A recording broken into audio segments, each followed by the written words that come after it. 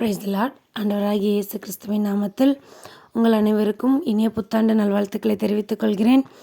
இந்த புதிய ஆண்டிலே தேவன் நமக்கு நாம் விரும்புகிற ஆசீர்வாதங்களை கொடுத்து ஆசீர்வதிக்க வேண்டும் என்று சொல்லி ஆண்டவராகிய இயேசு கிறிஸ்துவின் நாமத்தில் உங்கள் அனைவருக்கும் வாழ்த்துதலை தெரிவித்துக் கொள்கிறேன்.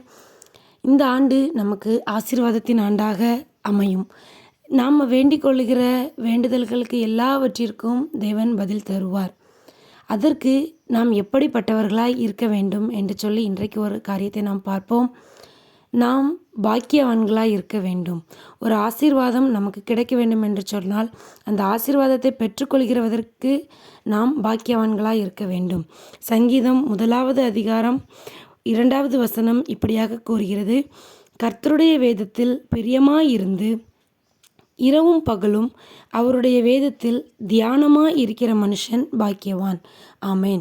யார் பாக்கியவான்? அன்றைய வேதத்தில் பிரியமாக இருந்து இரவும் பகலும் அவருடைய வேதத்தில் தியானமாக இருக்கிற மனுஷன் பாக்கியவான். இன்றைக்கு வருடத்தின் 2வது நாள், முதல் வேலை நாள். இன்னைக்கு ஆண்டவர் நம்மக்கிட்ட எதிர்பார்க்கிற காரியம், இந்த வருடம் முழுவதும் நாம் கடைபிடிக்க வேண்டும் என்று சொல்லி ஆண்டவர் விரும்புகிற காரியம் வேதத்தில் பிரியமாக இருக்க வேண்டும் என்று சொல்லி ஆண்டவருடைய வேதத்தை பிரியமாக இருந்து வாசிக்கணும். கடமைக்காக இல்லை, ஏசப்பா என்னமோ நினச்சிக்கிடுவாங்களோ அப்படிங்கிறதுக்காக இல்லை, கிறிஸ்தவர்களாக பிறந்துட்டோம், ஆண்டவரை ஏற்றுக்கொண்டோம், அதனால் பைபிள் வாசிக்கணுங்கிற கட்டாயத்துக்காக இல்லை. ஆண்டவருடைய வேதத்தை நேசித்து வாசிக்கிறது மட்டும் இல்லை, தியானிக்கணும். தியானிக்கிறதுனா என்னது? அந்த வேதத்தில் என்ன வாசித்தோம் அப்படிங்கிறத நினச்சி பார்த்தா சொல்ல தெரிகிற அளவுக்கு அந்த வேதத்தை நம்ம தியானிக்கணும். இன்றைக்கி என்ன வசனம் வாசிச்சிங்கன்னு கேட்டால் தெரியாது, எந்த அதிகாரம் வாசிச்சிங்கன்னு கேட்டால் தெரியாது.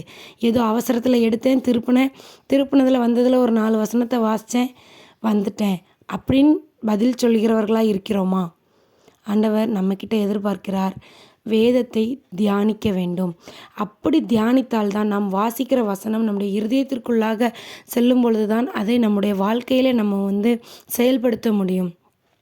வேதாகமத்தை வாசிக்கிறவர்களாக மட்டுமல்ல, தியானிக்கிறவர்களாக மட்டுமல்ல, அதன்படி செய்கிறவர்களாகவும் இருக்க வேண்டும் என்று சொல்லி விரும்புகிறார். அப்படிப்பட்டவர்களை தான் தேவன் பாக்கியவான்கள் என்கிறார். பாக்கியவான்களாய் இருக்கிறவர்களுக்கு தேவன் எல்லா விதமான ஆசீர்வாதத்தையும் அருளி செய்ய சித்தமுள்ளவராய் வல்லமை உள்ளவராய் இருக்கிறார். பாக்கியவான்களாய் இருந்து வேதத்தை நேசித்து தியானித்து அதன்படி நடந்து உங்களுடைய தேவைகள் எல்லாவற்றையும் ஆசீர்வாதங்களாக ஆண்டவரிடத்திலிருந்து பெற்றுக்கொள்ளுங்கள். God bless you. தேங்க்யூ.